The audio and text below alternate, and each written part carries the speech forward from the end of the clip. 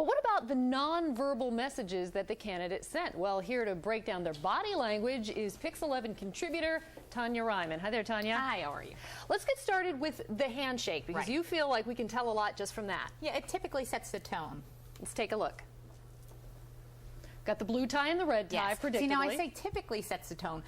And here you see Obama looks very strong. He pats his arm. Those are strength signals, signals of confidence. And they're also used in order to make someone feel less powerful. So he wants to gain the power here, and he tries to demonstrate that. And he does a good job of it here. So initially I'm thinking, oh, Obama's coming out ahead. He does really well. He comes out strong and confident. This was the beginning of the end.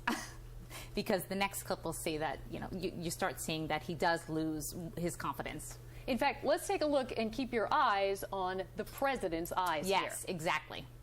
That's what we've done. Made some adjustments to it, and we're putting it forward before Congress right now. A $4 trillion plan. But you've been president 4 years. Yep. You see that?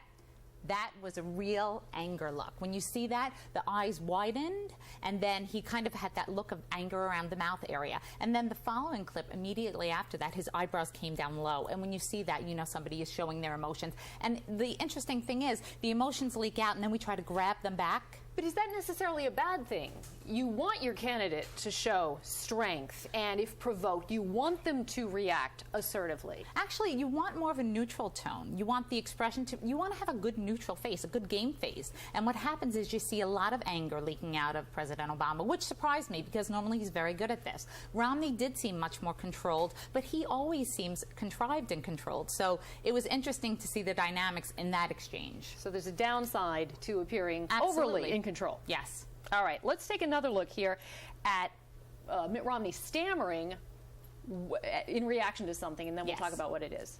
We didn't also do something that I think a number of people... Okay, so the reason this is interesting is two things. Romney starts to stammer and stutter, and what President Obama does at that point is he lifts his head up almost in an animalistic way to get your prey. And what we find is that when we see that there's a weakness, we'll jump onto it. And we jump onto it, we pounce in order to make sure we can now gain control.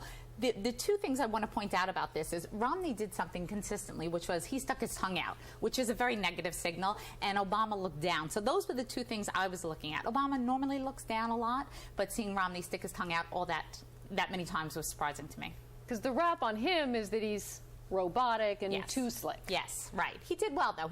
Obviously, he did very well here. So in terms of body language, do you agree with Larry that Mitt Romney came out the winner? I do. As a matter of fact, like I said, I thought Obama was going to set the tone and come out really strong after I saw the handshake, but then he lost it in the first half. I think he regained his composure in the second half, but it goes to Mitt. All right. Thanks very much, Tonya, and we'll be right back.